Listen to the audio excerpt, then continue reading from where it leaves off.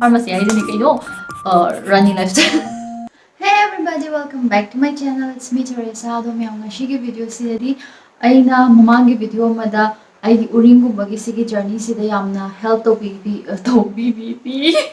yamai lem na ngange tawraga mamangi video da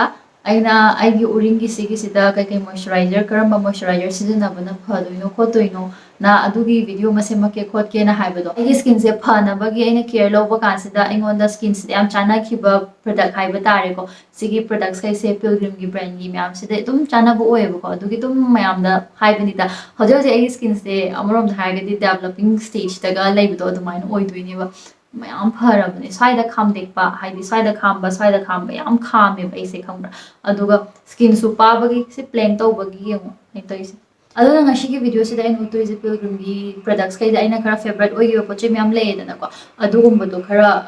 lokhalaga mari manga utke tawbane kanaga da ba adagi paisa su yam changoi da ba hangde kai no haibdo mayam yaubane dum nokoina yumdane skin care phajana tawjarasu yawa pot yam yaubane aduna video se ai magi time lapse ka di loi hapam ge du changa yenge su dum yengo full yengdraga su haidi sigum se mi yam pakna budi yengna da bane adoi su adum haidi kanagani khanbagi da makena si semakpane ba ahan se peeling solution ne ado sigi Pilgrim gi secrets of Jeju Island gi 25% AHA 2% BHA 5% PHA haiba peeling solution se aina yam pambo oy kaigino hire kanda chemical peelings kumba adagi mi ge dum loimak tawnai dugumba chemical peelings tawraga na mai do yam care pidraga di yade dana aduga amo lifestyle da su yamna running lifestyle haidi running lifestyle natragadi chemical peelings tawraga nungsada no thuraga de hena kasanba hena kainom tawsanbi do adu oiba aduna chemical peelings se tawdi yam tawninge ai paisa su tange aduga ke haigani adu makki care du di ai pibasu ngamoi haide ai gari macha da dum thabakum chatpa khotpa tawdina dei aduna sigi peeling solution se use tawragadi yamna dum yam kuron do yam kana huda bida dum chatnabe aba mawong di tawweba sigi peeling solution sina ana dum effective su oye 10 to 5 minutes use tawdoine oily oraga na 10 minutes oidoiba ise hambra khangdengo sayawrabane haba ai sayawba haise hafta gap pinaraga tawbani na adum di kano kuina chatleba aduga magi paisa se 545 p ba dum yaidana magi mamal ke ka se ani suba favorite na 24 karat gold facial mask se se oidoine sigi facial mask se sisu ai mamang utkrabane utkhiba ngakta ni koin ngashi uttoi myam se sum hayeng koi ba chakani haraga di ngasi taiba aduna tragasu chatrikan mamang pung ani muki mamang sum noi prep kumba tawbudo adumai tawaya ani kun muk thambiraga ising do ai wana taba lumbu sabado luwang water do tuna mai tha thoktoine ai mamal se sisina 495 p ba handaki sina Pilgrim gi secrets of therapy gi red vine face cream SPF 30 yawase sigi se ai am pa me kai no har kan da mamangi video amada aina uringi hidak si tai hidak tai bal werga moisturizer ama tai duini na haidra moisturizer si nungai maram di ma di SPF su yawre aduga yam cooling effect ama su pibi ai oily oi ba kakina taba yam dry oi ba skin do akoi na obisu yam dry oi ba skin ne mangondo ba pa idum manasu pamjabado adumaina oibane ba ada manasu pame ina su pame ibani makna pame haili skin type loina makke dum oibado to yadwine ba adu mangonda yar se vitamin C ama su yaw rosehip oil su yaw rosehip oil se adu mayamna su khangamgani yamna skin da yam kanabado to oibane haidi aya ngan thokna bada kanabado adu oibane aduna aina go si se mayamna su try to hani because adum easily adum phatlauna extra sunscreen among hapna rudraga su yaidana sunscreen happa tanba mi oiraga su do magi price na 550 oibane ba hangi sina Pilgrim gi secret of Jeju Island do adugi range tagi retinol night cream sine retinol yawa pot sidi chahi kun mangagi above na season na wo si je vitamin C ga hyaluronic acid ka yawe si se akoi mama su season na ye ai su season na ye nungai bane si retinol yawe na koi skin gi aging gumba do adu dai ngak thok pi ba aduga skin gi dum glow ma lehan bi ba do adu mai taw bane ba adu ma tai ba se si hek tairaga phamung do tung ga no ba si khatang gi wana ta ba night cream ama hek ta ko tai ba kan da hek tai bi lor phamung ga chang do sorok pudi 2 hours or 3 hours ki mamang da tai bi rani aduga fully absorb to ra kan do ni tum bi obo ko sema leire aduga aroiba ma se lei ko aroiba sina ne adum haidi nang sigi pot simadi aina si pot ani bu tishu si ama si bu de aina kai driven ne ko sigi se Pilgrim gi secrets of several high ba si sigi Squalane gi glow moisturizer oi doine magi ingredients niasana mai yawe aduga vitamin C su yawe ba si se sigisina packet ahanbane buko aga sisina it's almost over hai tare sigise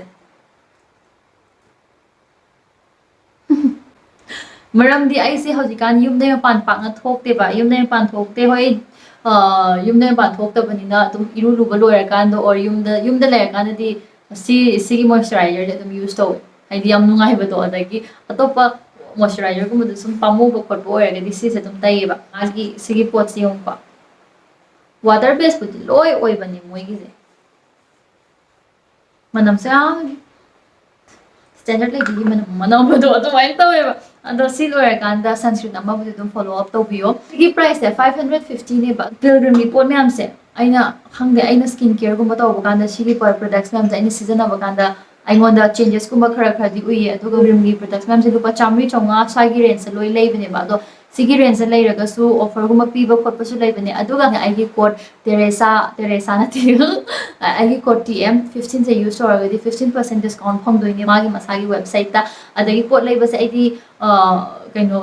masagi website te leiba dana hena kaino oido taseng ena khanjabado adumaina khanba musu oyebu aduna nakoi shugai guma try tawninga di ai moigi phangbam gi link se ka do loi description da hapchalamge adum changaga check out tawbiyo agi peeling solution do adu su tawo aduga koi SPF yawa cream do adu masu laiyo lesalaga thammo aduga idu loi phamne haidi aina ngasi ulli sidi ai apamba ai favorites manga khaido adu du utpaneba ada sigaisina ai skin care da khatang mateng pangbiba changes kuma kitang ubibado adum mayam su khangangani ai video da hoi makeup yawa da su ya utle makeup yaw da video su utle makeup yaw ga su yaw da su thaina ngan gi video da gi hojik na kitang ai gi mai da kitang khara phaba oibado adumaina oibane ba ai skin yam phaba mi oide phatru ba phate kal am kuchu yam sing da bane ba ise ado Pilgrim na de ai mating yam pange ai gi mai gi pharak na ba gi da adu gi da matane ai na Pilgrim se nungsibo oibane ba hambra aduga aina Pilgrim gi damakta tongana video ama semaga mase phaiye na haisina kai no hairaganda akoi skin se healthy amadi kuchu ngoba mu badu na tongan gredana akoi Pilgrim sina sari sina akoi skin se healthy oina thamakna ba sam gi product oigera skin gi product oigera healthy oina thamakna ba gi da oina focus to bi ba ngoba mu bana tongale dana like every skin color is beautiful I so beautiful ni I guess I beautiful oidra my skin color is beautiful aduga mas sulphate, paraben and cruelty free ne PETA Certified Plastic Positive Indian brand ne and it is suitable for all skin and hair types nupasu nupisu loinamak sijinnaba yarabane khangde sigi aina so mayam da kana kani khanbagi dum haibani da kana roi khallaga di haide o aduga ne mathang video ma semake aimona pirak pot kumba da ne aina shudong dog gi pot khara leiba aduga kai pot no do lakki saina to wi aimona haidi mingonda potna pangthok da thoba video loira ba ngonda pangthok da thoba do mai thoi buko aduga aidi somda mai photo hana try tawe ba ise to mai photo try tar kana is samal laba khanga ba samal be je khoidoga ka numito khoidoga khara thoba ba numit oi de mai samal ba gine hena mutu off chat khra ba adugi noi pot to sign to ba ai mai dam sar ni video to su ai taw ba hai ga ina group to left to mo su kam hai try su kam hai da touwe de moi pot to sai tar le ado ngasi gi de video se sa da loishan lage kai gumba ai video se phone la de wo ga sa ja de moi ra lu ram ni ado me ngasi gi de video se sa da loishan jarage me video se yi bagi da makta thank you very much aduga kai gumba ai video se nungai biraga ti like to biramo aduga kanai haina khalaga su like to biramo subscribe to biramo bye bye ngasi gi di love you all